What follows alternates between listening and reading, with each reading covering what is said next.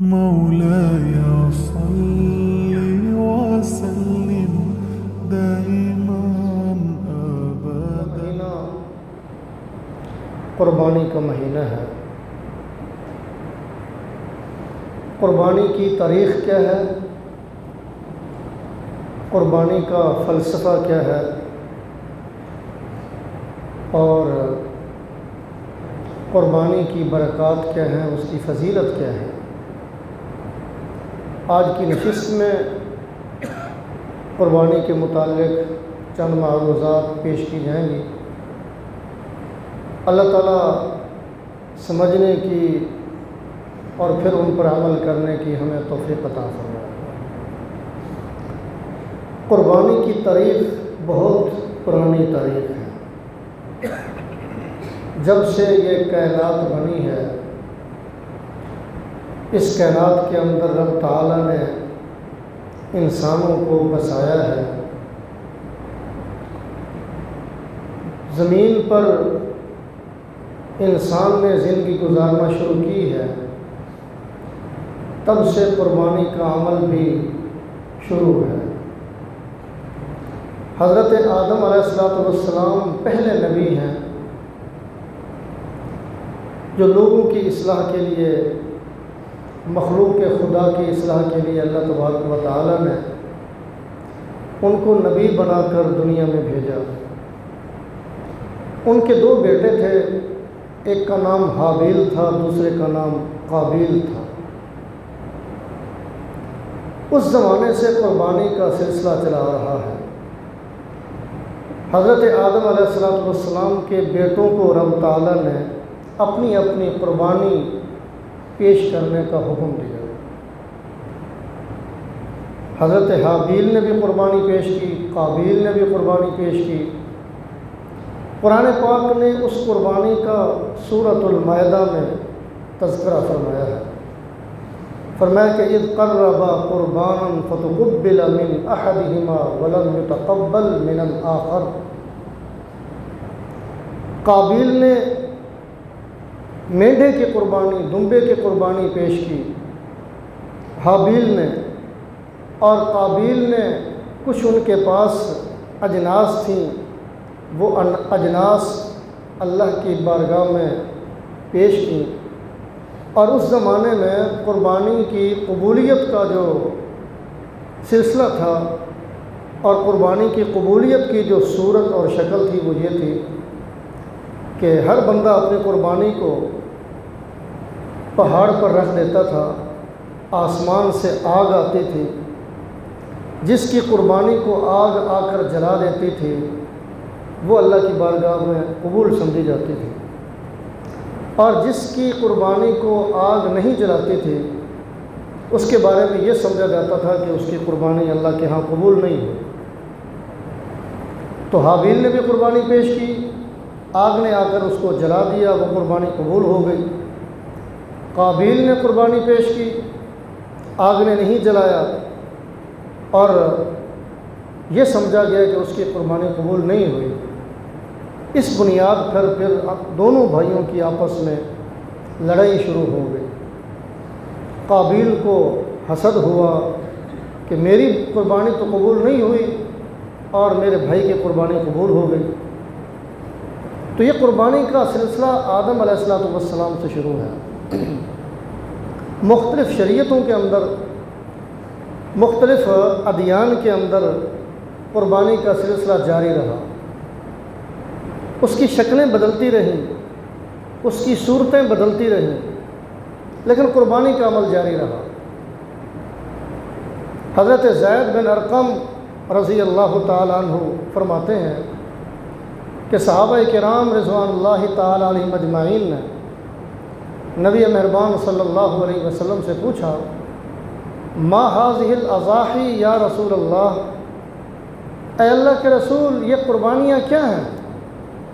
ہم ہر سال قربانی کے دنوں میں اپنے جانوروں کی قربانیاں پیش کرتے ہیں، ان قربانیوں کا فلسفہ کیا ہے، ان قربانیوں کی حکمت کیا ہے، یہ کیا چیز ہیں؟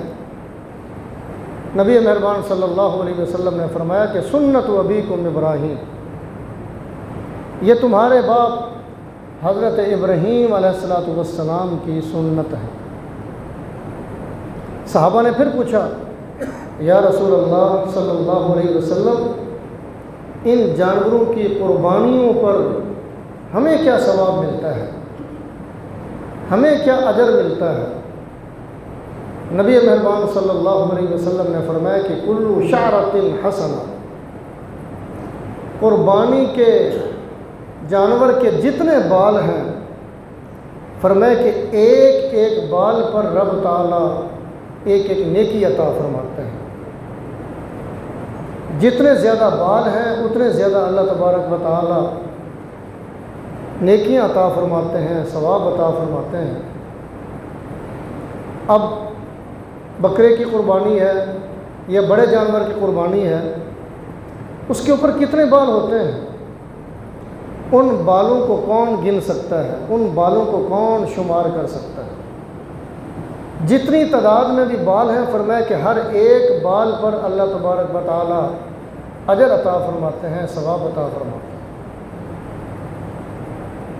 پھر صحابہ نے پوچھا یا رسول اللہ صلی اللہ علیہ وسلم، جس جانور کے بال نہیں ہوتے، اون ہوتی ہے، اس اون والے جانور کی قربانی پر ہمیں کتنا ثواب ملے گا، ہمیں کتنا اجر ملے گا؟ نبی مہربان صلی اللہ علیہ وسلم نے فرمایا کہ اون والے جانور پر بھی جتنی اون اور جتنے بال ہوں گے اتنا زیادہ اللہ تبارک و تعالی اجر اور ثواب عطا فرمائے۔ اب اندازہ لگائیں کہ اس حدیث سے معلوم ہوتا ہے کہ اللہ تبارک و تعالی کی رحمت تو نیکیاں دینے کے لیے بے تاب ہے۔ اللہ فرماتے ہیں کہ میرا کوئی بندہ اپنے گناہوں کو معاف کروانے کے لیے، نیکیاں حاصل کرنے کے لیے، مجھ سے ثواب لینے کے لیے، اجر پانے کے لیے کوئی نیکی تو پیش کرے، اس کی چھوٹی سی نیکی میری بارگاہ میں آئے گی تو میں بہت زیادہ اس کو اجر اور ثواب عطا کر دوں گا۔ ایک بکرے کی قربانی، ایک دمبے کی قربانی، بڑے جانور کی قربانی، بڑے جانور میں 7 حصے ہوتے ہیں، ایک حصے پر بھی اللہ تعالیٰ نے بڑا اجر و ثواب عطا فرمانا ہے۔ تو یہ قربانی جو ہے یہ تو نیکیاں کمانے کا ایک بہانہ ہے، اجر و ثواب پانے کا ایک بہانہ ہے جو اللہ تبارک و تعالیٰ نے ہمیں عطا فرمایا ہے۔ ام المومنین حضرت عائشہ صدیقہ رضی اللہ تعالی عنہ فرماتی ہیں کہ نبی مہربان صلی اللہ علیہ وسلم نے فرمایا قربانی کے دنوں میں اللہ تبارک و تعالیٰ کو کوئی نیک عمل بھی اتنا زیادہ پسند نہیں ہے، کوئی نیکی بھی اللہ تبارک و تعالیٰ کو اتنی زیادہ محبوب نہیں ہے جتنا قربانی کے دنوں میں رب تعالیٰ کو جانور کا خون بہانا محبوب ہے۔ جانور کو ذبح کرنا اللہ کو محبوب ہے، اللہ کو پسند ہے۔ قربانی کے دن 10 ذی الحجہ کا دن ہے، 11 ذی الحجہ کا دن، 12 ذی الحجہ کا دن، یہ 3 دن قربانی کے دن ہیں۔ ان دنوں میں اللہ تبارک و تعالیٰ کو دیگر نیکیاں اتنے زیادہ محبوب نہیں ہیں، پسند نہیں ہیں، جتنا زیادہ اللہ تبارک و تعالیٰ کو یہ بات پسند ہے کہ بندہ میرے لیے کوئی قربانی پیش کرے، میری رضا کے لیے، اجر و ثواب حاصل کرنے کے لیے، میری خوشنودی کے لیے اپنا جانور قربان کرے۔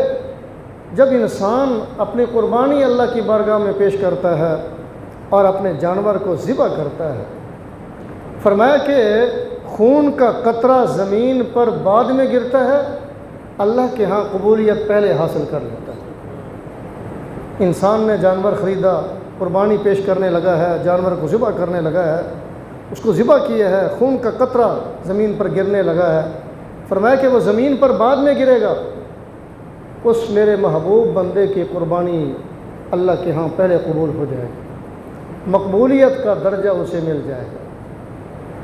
اور فرمایا کہ جب یہ جانور جن کی ہم قربانیاں پیش کرتے ہیں، قیامت کے دن یہ جانور اللہ کی بارگاہ میں حاضر ہوں گے، اور یہ جانور کس شکل میں حاضر ہوں گے؟ اپنے سینگ بھی ساتھ لے کے آئیں گے، اپنے کھر بھی ساتھ لے کے آئیں گے، اپنے بال بھی ساتھ لے کے آئیں گے، اور اللہ تبارک و تعالیٰ کی بارگاہ میں جو قربانی پیش کرنے والے لوگ ہوں گے ان کے حق میں سفارش کریں گے، خوش ہوں گے کہ ان لوگوں نے ہمیں یا اللہ آپ کی خوشنودی حاصل کرنے کے لیے، آپ کی رضا حاصل کرنے کے لیے آپ کے نام پر ہمیں ذبح کیا تھا، آپ کے نام پر ہمیں قربان کیا تھا۔ اللہ کے نبی صلی اللہ علیہ وسلم نے فرمایا کہ خوش دلی کے ساتھ قربانی پیش کیا کرو، خوش ہو کر قربانی دیا کرو، دل کی رضا و رغبت کے ساتھ قربانی پیش کیا کرو۔ یہ نہیں ہے کہ زمانہ کیا کہے گا، لوگ کیا کہیں گے، اگر ہم قربانی نہ دے سکے تو لوگ کیا کہیں گے، محلے دار کیا کہیں گے، رشتہ دار کیا کہیں گے کہ انہوں نے قربانی ہی نہیں دی۔ رشتہ داروں کے ڈر سے قربانی پیش کرنا، پڑوسیوں کے ڈر سے قربانی پیش کرنا، ان کے طعن و تشنیع سے بچنے کے لیے قربانی پیش کرنا، یہ تو کوئی قربانی نہیں ہے۔ اصل قربانی تو یہ ہے کہ آپ دل کی رضا کے ساتھ، دل کی خوشی کے ساتھ اللہ کی رضا حاصل کرنے کے لیے، اللہ کو خوش کرنے کے لیے خوش ہو کر قربانی پیش کریں۔ اور جتنا زیادہ عمدہ سے عمدہ جانور، جتنا زیادہ اعلیٰ سے اعلیٰ جانور، جتنا زیادہ بہتر سے بہتر جانور آپ اللہ کی بارگاہ میں پیش کریں گے، اتنا زیادہ اللہ کا قرب آپ کو نصیب ہوگا، آپ اللہ کے اتنا زیادہ محبوب بن جائیں گے، اللہ کے ہاں آپ کا درجہ اتنا زیادہ بڑھ جائے گا۔ اس لیے اللہ کے نبی نے بھی فرمایا کہ خوش دلی کے ساتھ قربانی پیش کیا کرو، تنگ دلی کے ساتھ اللہ کو قربانی نہیں چاہیے۔ کوئی بھی نیک عمل تنگ دلی کے ساتھ اگر کیا جائے تو اللہ کو وہ مقبول نہیں ہے، پسند نہیں ہے۔ اللہ فرماتے ہیں کہ میرا بندہ جب بھی کوئی نیکی کا کام کرے، جب بھی کوئی نیک عمل کرے، قربانی والا عمل کرے، میری بارگاہ میں قربانی پیش کرے تو خوش دلی کے ساتھ قربانی پیش کرنی چاہیے۔ ایک اور حدیث میں خاتون جنت حضرت فاطمہ الزہرا رضی اللہ تعالی عنہا سے نبی مہربان صلی اللہ علیہ وسلم نے فرمایا کہ اے میری رخت جگر، اے میری بیٹی فاطمہ، اٹھو، آج قربانی کا دن ہے۔ اپنے قربانی کا جو جانور ہے اس جانور کے پاس جاؤ اور اس جانور کو لے کے آؤ اور اللہ کی بارگاہ میں اس جانور کی قربانی پیش کرو۔ آج خوشی کا دن ہے، اللہ نے اس دن کو خوشی کا دن قرار دیا ہے، مسلمانوں کے لیے یہ عید کا دن ہے۔ اللہ نے مسلمانوں کو یہ دن عید کے طور پر، خوشی کے طور پر عطا فرمایا ہے۔ آپ اپنی قربانی کا جانور لے کے آئیں اور اپنے سامنے اس جانور کو ذبح کروائیں۔ جب وہ جانور اللہ کی بارگاہ میں ذبح ہوتا ہے، جانور کو جب قربان کیا جاتا ہے، اس کا خون کا پہلا قطرہ جب اس کے جسم سے نکلتا ہے، اس کا پہلا قطرہ اس کے جسم سے نکلتا ہے، اسی وقت اللہ تبارک و تعالی قربانی دینے والے کے جتنے گناہ ہوتے ہیں صغیرہ گناہ، اللہ وہ سارے صغیرہ گناہ معاف فرما دیتے ہیں۔ اللہ تعالیٰ قربانی پیش کرنے والے کو بخشش کا پروانہ عطا کر دیتے ہیں، قربانی دینے والے کو مغفرت کا پروانہ عطا کر دیتے ہیں۔ تو اس لیے یہ پروانے ہم نے حاصل کرنے ہیں، اللہ سے لینے ہیں، بخشش کا پروانہ لینا ہے، مغفرت کا پروانہ لینا ہے، محبوبیت کا پروانہ لینا ہے، اللہ کے قرب کو ہم نے پانا ہے۔ تو اس کا بہترین طریقہ یہ ہے کہ اللہ کی خوشنودی کے لیے، اللہ کی رضا کے لیے قربانی کے دنوں میں قربانی پیش کی جائے اور خوش دلی کے ساتھ قربانی پیش کی جائے۔ قربانی کی اہمیت سے آپ اندازہ لگائیں اس بات سے کہ قربانی کی کتنی زیادہ اہمیت ہے، اس کی کتنی زیادہ فضیلت ہے کہ نبی مہربان صلی اللہ علیہ وسلم مدینہ طیبہ میں 10 سال قیام پذیر رہے۔ ہر سال اللہ کے نبی صلی اللہ علیہ وسلم 2 قربانیاں پیش کرتے تھے، 2 مینڈھے ذبح کرتے تھے، اور ان کا کلر، ان کا رنگ بھی حدیث میں بیان ہوا ہے، کالے اور سفید ملے جلے، اس کلر والے 2 مینڈھے اللہ کے نبی صلی اللہ علیہ وسلم ہر سال ان کی قربانی فرمایا کرتے تھے۔ ایک جانور کی قربانی، ایک مینڈھے کی قربانی اپنی ذات کے لیے، اور ایک دمبے کی قربانی اپنی امت کے ان نادار لوگوں کی طرف سے، ان غریب لوگوں کی طرف سے، ان نادار لوگوں کی طرف سے قربانی آپ صلی اللہ علیہ وسلم نے پیش کی ہے، جو بعد میں مالی وسعت نہ ہونے کی وجہ سے قربانی نہیں دے سکیں گے، ان کی قربانیاں بھی اللہ کے نبی صلی اللہ علیہ وسلم نے پیش فرما دی ہیں۔ اس لیے جن لوگوں کو اللہ تبارک و تعالیٰ نے مالی وسعت عطا فرمائی ہے، اللہ نے ان کو مال عطا فرمایا ہے، یہ اللہ کا دیا ہوا سرمایہ ہے، اللہ کی دی ہوئی دولت ہے، اللہ نے عطا فرمائی ہے، اس میں ہمارا ذاتی کوئی کمال نہیں ہے۔ تو اللہ کا دیا ہوا مال اگر اللہ کے راستے میں خرچ ہو جائے، اللہ کے لیے اگر وہ چلا جائے، اللہ کے راستے میں خرچ ہو جائے، تو کتنا زیادہ ہمیں ثواب ملے گا، کتنا زیادہ اللہ کے ہاں ہمارا مقام بڑھے گا، کتنا زیادہ اللہ تبارک و تعالی ہمیں اجر عطا فرمائے گا۔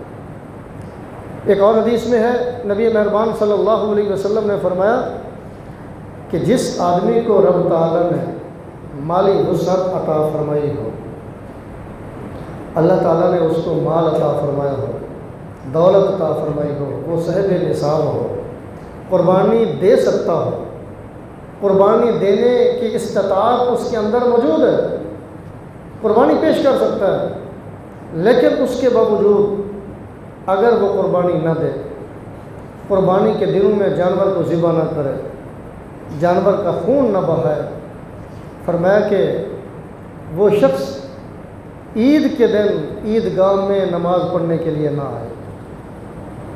اس کو عیدگاہ میں آنے کی اب ضرورت نہیں ہے، مسلمانوں کے اجتماع میں اس کو حاضر ہونے کی اب ضرورت نہیں ہے کہ اللہ کا دیا ہوا مال اللہ کے راستے میں وہ خرچ کرنے کے لیے تیار نہیں، اللہ نے اس کو مالی وسعت عطا فرمائی، اس کے باوجود وہ قربانی دینے کے لیے تیار نہیں۔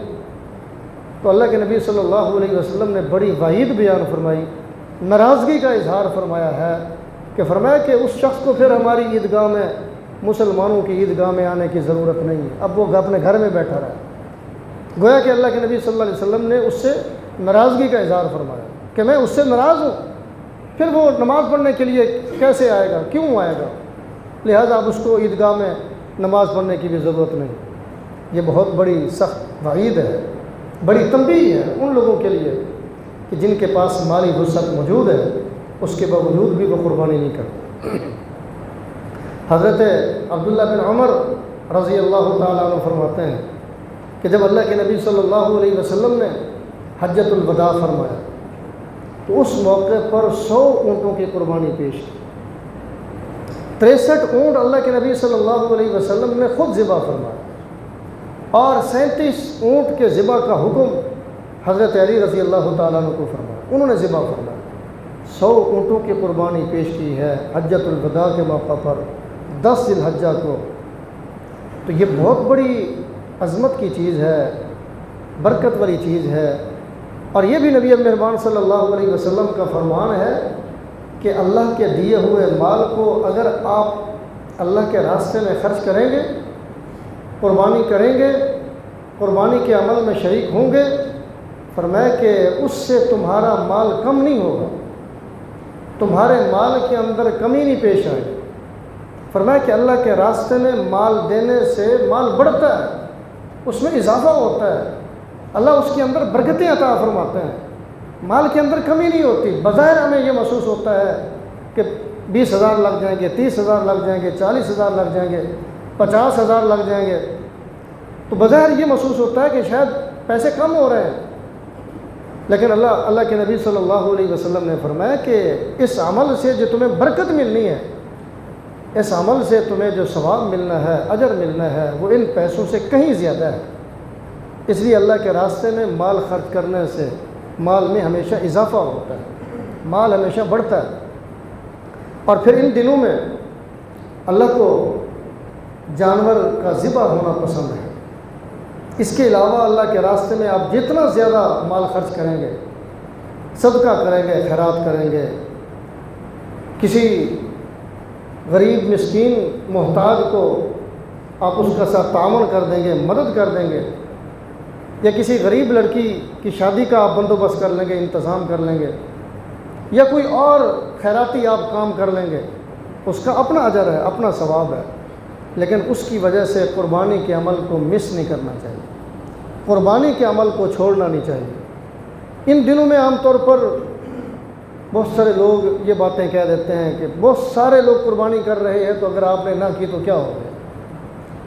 20,000 آپ نے جو بکرا لے کر یا 30,000 کا بکرا لے کر آپ نے جانور ذبح کرنا ہے، بکرا قربان کرنا ہے، آپ یہ 30-40,000 50,000 کسی غریب کو دے دیں، کسی کا جھونپڑا تیار ہو جائے گا، کسی کو چھت میسر آ جائے گی، تو آپ اس نیک کام میں لگا دیں۔ بھئی ہر چیز کا اپنا ایک سیزن ہوتا ہے، اپنا ایک موسم ہوتا ہے۔ اب رمضان المبارک میں قربانی کا تو حکم نہیں ہے۔ رمضان المبارک نیکیوں کے کمانے کا ایک سیزن ہے، اس کے اپنے احکام ہیں۔ روزہ رکھنے کا حکم ہے، نماز تراویح پڑھنے کا حکم ہے، ان دنوں میں قربانی نہیں۔ قربانی کے دنوں میں روزہ رکھنے کا حکم نہیں ہے کہ آپ قربانی کے دن روزہ رکھیں۔ روزے کا تو ویسے بہت زیادہ ثواب ہے، آپ چاہیں کہ میں قربانی کے دن روزہ رکھ لوں، کوئی ثواب نہیں ہے، کوئی اجر نہیں ہے۔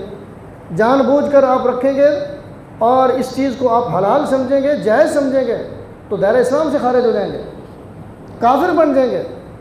اگر آپ نے قربانی کے دن روزہ رکھا، جان بوجھ کر اس کو حلال سمجھ کر رکھا، ایک چیز حرام ہے، آپ اس کو حلال سمجھ رہے ہیں اور اس کو حلال قرار دے رہے ہیں، آدمی دائرہ اسلام سے خارج ہو جاتا ہے۔ اس لیے قربانی کے دنوں میں جو جانور کو ذبح کرنا ہے، یہ عمل اللہ تبارک و تعالیٰ کو محبوب ہے، اللہ کو پسند ہے۔